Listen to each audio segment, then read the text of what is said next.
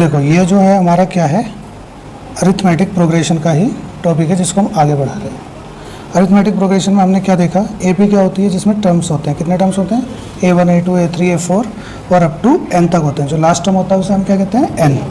ठीक है, जो A1 है उसको हम कहते हैं फर्स्ट टर्म, और जो A2 है उसको बोलते हैं सेकेंड टर्म, A3 को क्या बोलते हैं थर्ड टर्म, और ऐसे ही ये चलते जाएंगे। जो nth टर्म, जो लास्ट का जो टर्म आएगा, ठीक है, उसको nth टर्म बोलेंगे, यानी कि लास्ट टर्म, या हिंदी में अंतिम पद कहेंगे। और डी को हम क्या कहते हैं, कॉमन डिफरेंस।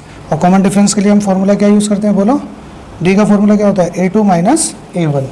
अब ये जो इसमें जो हमें समझना है ना, इसमें ये हमें समझना है कि अच्छा मुझे ये बताओ, अगर आपसे मैं ये पूछता हूँ, सिंपल सी बात पूछता हूँ कि अगर इनको सबको मैं प्लस कर दूँ क्या आएगा, इन सबको अगर मैं प्लस कर दूँ क्या आएगा। तो देखो इन सबको प्लस करके क्या आएगा, 1 + 3 + 5 + 7 + 9 और +11।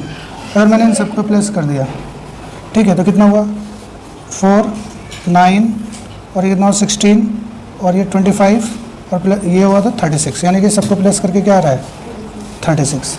अगर मैं कहूँ कि क्या, बताऊँगा अभी, रुक जाओ। ठीक है, ये हो गया, कितना हो गया 36 हो गया।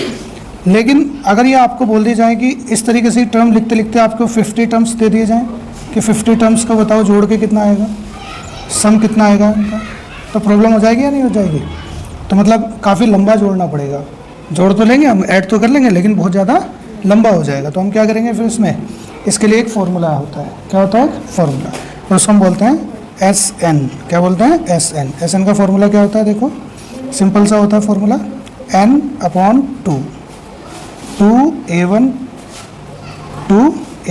प्लस n-1 इंटू डी, ये फार्मूला होता है। ठीक है, ये SN का फार्मूला होता है।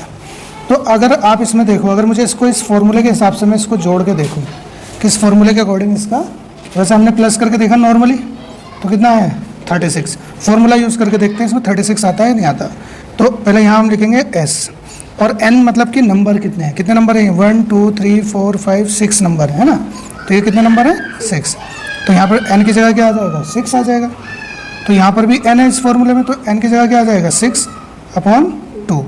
ठीक है, अब यहाँ पर आ गया ब्रैकेट 2 A1 जो होता है वो फर्स्ट टर्म होता है, कितना है, इंटू 1 है ना, मल्टीप्लाई होगी ना इनके बीच में, प्लस n की जगह कितना है, कितने टर्म से ये 6, तो क्या लिख दो 6 और -1। बात समझ में आ रही है। और इंटू डी कैसे निकालेंगे हम, A2 माइनस A1। तो डी का फॉर्मूला ये होता है। तो इसमें A2 कितना है 3 और ये A1 कितना है 1, तो क्या हो जाएगा 3 - 1 दैट इज़ 2 आ गया। क्या आ गया 2, तो यहाँ पर 2 लिख दिया। आगे बात समझ में, तो ये 2 से कैंसिल हो जाएगा, 2 1 सा 2 2 3 से 6। ठीक है, तो S6 की वैल्यू ये यहाँ पर हमारा क्या है 3, और अगर इधर हम देखेंगे तो यहाँ पर क्या है, इन दोनों की मल्टीप्लाई करके क्या आएगा 2 प्लस यहाँ पर क्या बचेगा, बोलो क्या बचेगा 5 इंटू 2, ये वाला 2। ठीक है, अब देखते हैं आगे, इसको फिर से सॉल्व करते हैं। सम निकाल रहे हैं हम 16 टर्म्स का। तो यहाँ क्या बचा हमारा 3, तो ये क्या है 2 प्लस इन दोनों की मल्टीप्लाई हो रही है, तो कितना आ गया 10। तो पहले ब्रैकेट को सॉल्व करते हैं हम, तो कितना आया बोलो, इन दोनों को प्लस करेंगे तो 12, और 12 की 3 से मल्टीप्लाई होगी तो क्या आ जाएगा 36। तो देखा आपने कि जो इन नंबर्स को सम करने का जो मतलब अगर हमने फार्मूला लगाया है तो कितना आया है इसमें 36, और जो हमने नॉर्मल मैनुअली अगर हमने ये देखा था करके तो भी क्या आया था 36। तो ये हमारा एक फार्मूला होता है किसका, SN का। अगर हमें सम बताना है नंबर ऑफ टर्म्स का तो हम ये फार्मूला यूज़ कर सकते हैं। तो ये इसका बेसिक कॉन्सेप्ट था जो मैंने तुम्हें समझा दिया। बोलो समझ में आ गई है इतनी बात या नहीं आई है। ठीक है, तो यहाँ तक का हमारा बेसिक कॉन्सेप्ट कंप्लीट हुआ।